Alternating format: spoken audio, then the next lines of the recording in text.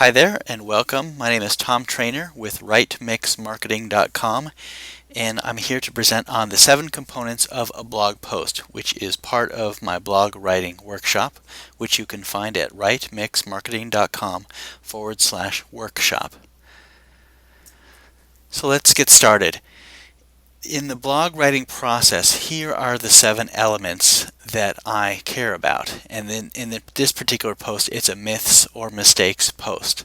So first of all, what customers care about, the topic that you'll be writing about, your angle or headline, then the myths or mistakes list, the opening, and then the closing and call to action, and last, a picture for your blog post.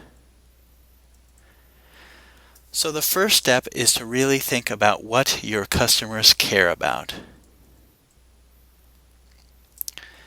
So if I give you an example of an architect who has a blog, their customers might care about: can they afford their remodel? How do they avoid having a disaster remodel? How do they find a reliable contractor? Do they need an architect, or can they just work with a contractor? And can they finish by a certain time? So for example, Thanksgiving. So now think about what your customers care about. What do they worry about? What are they fixated on? What are they frustrated about? And where do they typically cause problems for themselves?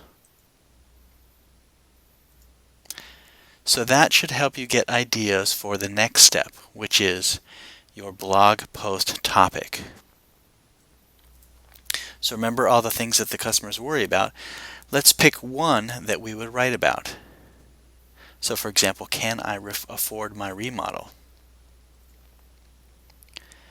Then based on that, you come up with a working headline or angle for your post.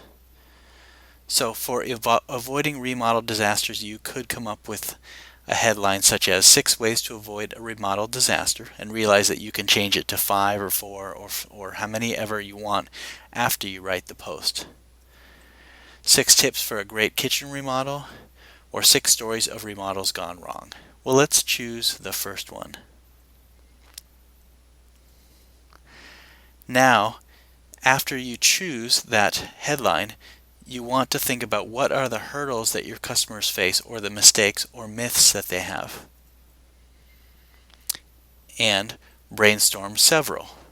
And again, we won't go through this whole thing today because this is a part of a workshop, but in this example, what are the typical myths or mistakes that your customers make? What are the common misperceptions? What wrong advice do customers often hear? And what myths are perpetuated in the industry? So after you do the myths or mistakes, you write an opening that is designed to draw them into your post. Keep it short and sweet. Talk about why this is an important topic, or you can tell a story, or you can even put yourself in their shoes. After the opening, you want to write a closing and a call to action that directs them in a targeted fashion to do the next action that you would like them to.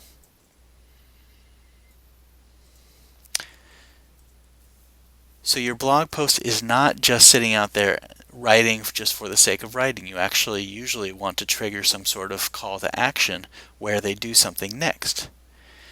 So some advice about calls to action is: don't try to do multiple calls to action. Focus on one main call to action and be explicit and make it easy for them to follow that call to action. So what's a call to action, you may wonder? It could be something such as sign up for a free report or webinar to get on your email list. It could be request a free consultation of you. It could be subscribe to your mailing list in general, or it could be something like follow us on Twitter or comment on Facebook.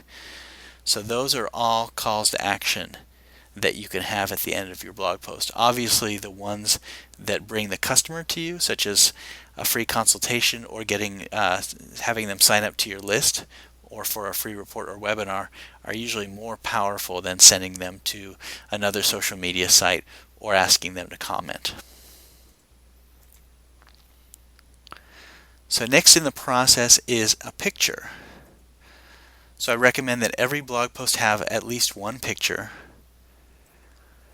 because the pictures get more attention. It breaks up the monotony of just text, adds some life and color, helps to tell your story, and it's also required for people to share on Pinterest, as well as other social media sites will include a thumbnail of that picture so that it can stand out from other content that's being shared on social media.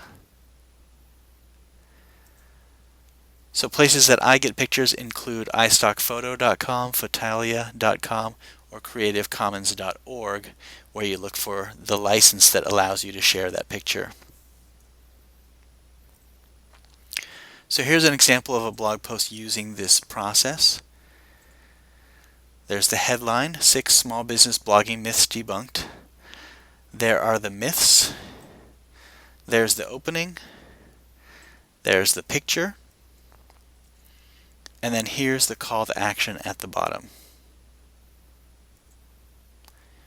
So if you'd like to see the full video where I go through this step by step in a very slow way and give a lot of examples and work with some of my clients where they also pitch their examples and their headlines and their myths and mistakes, then go to the following site, rightmixmarketing.com/workshop, where you'll get the video walkthrough, step-by-step instructions, and examples of other people's posts.